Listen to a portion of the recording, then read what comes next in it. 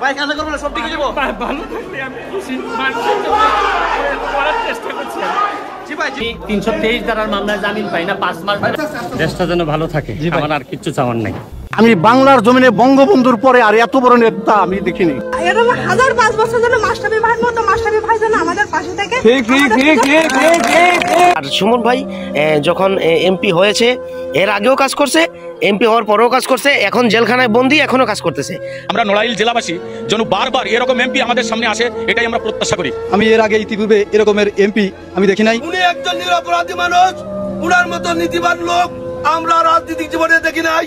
দর্শক, ব্যারিস্টার সুমন নিজের ফাঁসি নিজেই চাইলেন, কেননা আর এইভাবে আসলে মৃত্যুটাই খুব সহজ মনে করতেছেন, কেননা জেলখানায় এইভাবে না থেকে মৃত্যুটাই সহজ। আসলে যে চুনাঘাট মাধবপুরের জন্য এত উন্নয়ন করলো, আর সেই চুনাঘাট মাধবপুরের সকলেই অফ হয়ে আছে, মুখ বন্ধ করে। তাহলে এতদিন ব্যারিস্টার সুমন কার উপকার করলো, কাকে নিয়ে গিয়ে এরকম করে অনুদান দিল, যত টাকা সরকার থেকে বরাদ্দ আসছে সবগুলো বিলিয়ে দিল, কার জন্য? নিজের জন্য কিছুই না রাখলো, আর সেই জনগণ তার পিছনে আর নেই। দর্শক, তারপরে এত কিছু দেখার পর সে বুঝতে পারলো যে আসলে মানুষের জন্য কিছু করলে মানুষ কখনোই কোনোভাবেই তার পক্ষ নেয় না। তার শেষ পর্যন্ত আজকে জেলের মধ্যে পৌঁছতেছে, কিন্তু কোনো আন্দোলন নাই, তাকে ছাড়িয়ে আনার জন্য কোনো ব্যক্তিও তার পাশে নাই। কোথায় গেল এই বন্ধু, কোথায় গেল জনপ্রিয়তা? দর্শক, এই যেন ভেবে চিন্তে সে বললো যে নিজের ফাঁসি নিজেই দেওয়া ভালো আছে। দর্শক, সরাসরি আমরা ভিডিওটি দেখবো, না টেনে সম্পূর্ণ ভিডিও দেখবেন। চলুন আমরা ভিডিওটি আগে দেখে নেই। সকল ভিডিও আছে, একটু পরে আপনার আসল ভিডিও দেখতে পারবেন, তাই পুরো ভিডিওটি দেখতে পাবেন। চলুন। আমি এই প্রশ্নটাই আমার কাছে মনে হয় আমার জীবনের সাথে মানানসই না। আমি কোনোভাবেই এই দেশ ছাড়বো না, এই দেশ আমার। দেশ ছাড়বো তো আমি কখন? যদি আমার এমন কোনো অসুখ হয় যেটা দেশে কোনো আর এই রোগ দেশে কোনো চিকিৎসা নাই, তাতেও আমি মনে করি মৃত্যু তো হবেই। দেশটাতে হওয়ার মতো শান্তি আর কোনো কিছুতে আমি পাই না। যারা যাচ্ছে বা যাওয়ার প্ল্যান করতেছে তাদের তো অনেক কারণ থাকতে পারে, তবে আমি মনে করি, মনে রাখবেন, প্রকৃত আদর্শের একটা মানুষ কোনোদিন তার আদর্শের মানুষকে এই বিপদে রেখে, ক্রাইসিস মোমেন্টে রেখে যাইতে পারে না। যারা যায় এরা কোনোদিনই কারো লোক ছিল না, এরা একমাত্র এদের ছাড়া কোনো চিন্তা এরা কোনোদিন করে নাই। আমি আপনাদেরকে বলবো যে শুনেন, উত্থান পতন, জমিনে কে সম্মানিত হবে তার ফয়সালা হয় আসমানে। উত্থান থাকবে, পতন থাকবে। তারপরে যে যে আদর্শের আছি, এই আদর্শের দুঃসময়ে যদি থাকতে না পারি, না হয় আমার এমপিত্ব যাবে, আমাকে না হয় কেউ আর ফলো করবে না, আমাকে জাতীয় বেঈমান বলেন। তারপরও আমি বিশ্বাস করি আমি জননেত্রী শেখ হাসিনাকে শেষ পর্যন্ত আমি চেষ্টা করব তার সাথে থাকার, এবং আমি কোনোভাবেই জামাত বিএনপিরে এই ক্ষমতায়, এই দুর্নীতিগ্রস্ত এইরকম একটা ক্ষমতায় আসার জন্য বাধা দেওয়ার জন্য যা যা করা লাগে আমি করব। সাধারণ ছাত্ররা যদি আমাদেরকে বিদায় করে দেয় দিক, কিন্তু সাধারণ ছাত্ররা এই ধরনের নেতৃত্ব তৈরি করে এই ক্ষমতায় আসুক, আমি তো ওয়েলকাম জানাই, আমি তো এদেরই প্রতিনিধি আমি মনে করি। কিন্তু এরা তো জানে না, এরা আবেগ প্রবণ কইরা কোথায় দেশটারে নিয়ে যাচ্ছে। কালকে যদি শেখ হাসিনা যদি না থাকে, পরশুদিন কি আপনি তারেক জিয়ার আইনে দিবেন? আপনি কি কারে দিবেন? এই যে 14 জন আর 100 জন সমন্বয়ক আছে, তারা এসে ক্ষমতা নিক, তারা তো ক্ষমতা নিতে পারবে না।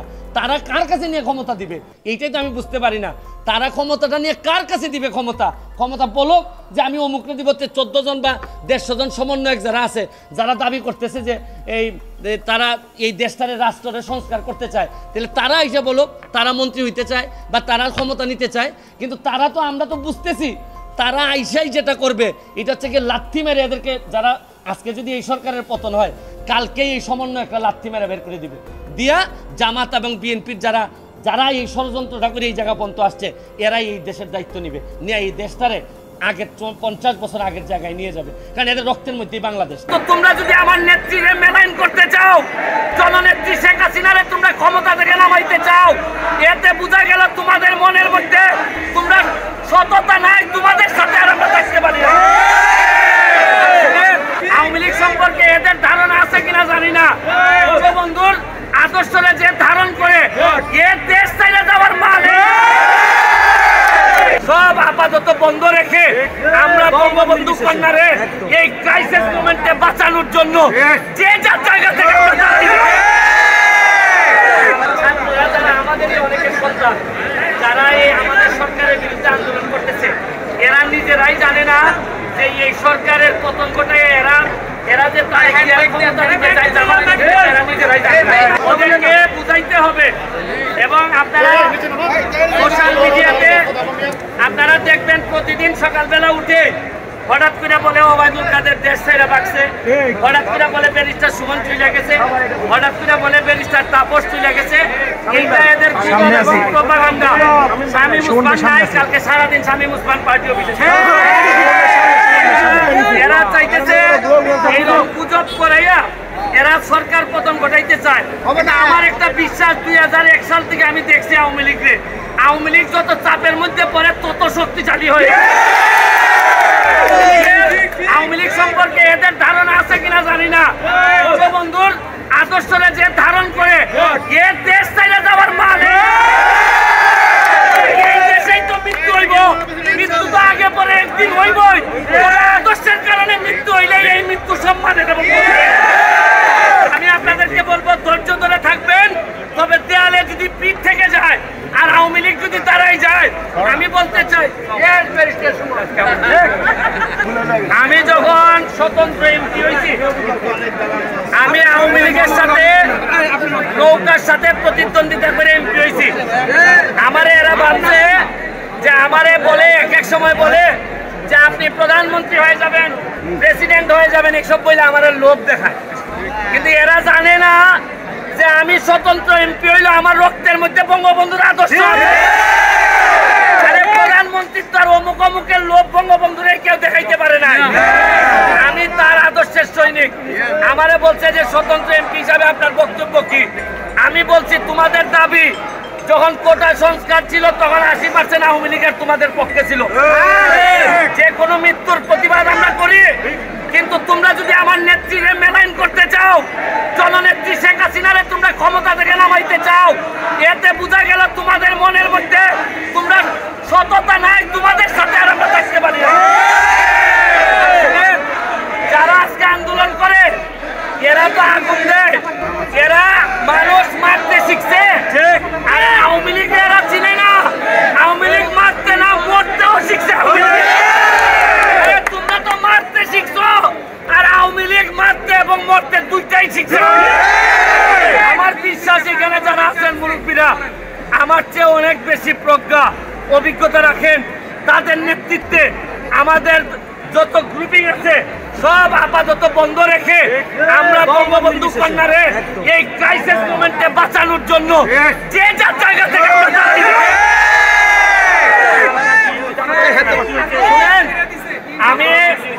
আমি এদেরকে জিজ্ঞেস করছি, তোমরা যে ক্ষমতা নিতে চাও শেখ হাসিনার কাছ থেকে, মিয়া কারা হবা? তোমরা এমপি মন্ত্রী কারা হবা? তাহলে একটা কাজ করো, তোমরা যারা সমন্বয়ক, তোমরা 100 জন না 150 জন, তোমরা এসে ক্ষমতা নিয়ে যাও। কিন্তু তোমরা তো আইসবা না, তোমরা তো এই যোগ্যতা নাই। তোমরা বড় সুন্দর করে জামাতের হাতে দিয়ে দিবা ক্ষমতা। তোমরা ক্ষমতা দিবা না, তোমরা মুক্তিযুদ্ধের আদর্শটারে নিয়ে জমা দিয়ে আসবা। এদেরকে ব্রেইন ওয়াশ করছে, আমাদের লোকজনকে ব্রেইন ওয়াশ থেকে বাঁচাইতে হয়। এরা আমাদেরই সন্তান, এদের বিরুদ্ধে আমরা দাঁড়াইতে চাই না। আমরা বারবার গার্জিয়ানদেরকে বলতে চাই, অযথা এদেরকে রক্তের খেলায় নামায়েন না। এরা এই জীবনের শুরুতেই ধ্বংস করা শিখে যাচ্ছে, এদেরকে দিয়ে প্রকৃত নাগরিক বানাইতে পারবেন না। আমি যত গার্ডিয়ান আছে তাদেরকে বলবো এখনই এদেরকে আইন ভাঙার পথে নিয়ে যাবেন না। এরা আমাদের সন্তান, এরাই হবে ভবিষ্যৎ বাংলাদেশের সন্তান। আমি বলবো জামাত শিবিরের আর বিএনপির এই প্ররোচনায় পড়ে দেশটারে ধ্বংস করবেন না।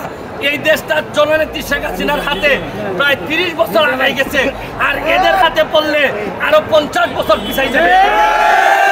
আমি আবারও ধৈর্য ধরে নেতৃত্বের আন্ডারে থেকে এই ক্রাইসিস মোকাবেলার আহ্বান জানিয়ে আজকের মতো বিদায় নিচ্ছি। বেশের সুমন এভাবেই কাজ করেছিলেন জনসমরকে সবারকে, কিন্তু আসলে বেশের সুমনের পক্ষে আর কেউই হচ্ছে না। বেশের সুমন আসলে এখন জেলে বসতেছে, অথচ কার জন্য উন্নয়ন করলো বেশের সুমন? দর্শক, এই ব্যাপারগুলো নিয়ে আপনাদের কি মন্তব্য? বেশের সুমন কি আসলেই দোষী নাকি নির্দোষী? এই ব্যাপারগুলো আপনাদের কি মনে হয় সেটা আমাদের কর্মসূচি জানিয়ে দিন। আজকে ভিডিও পর্যন্তই, আল্লাহ হাফেজ।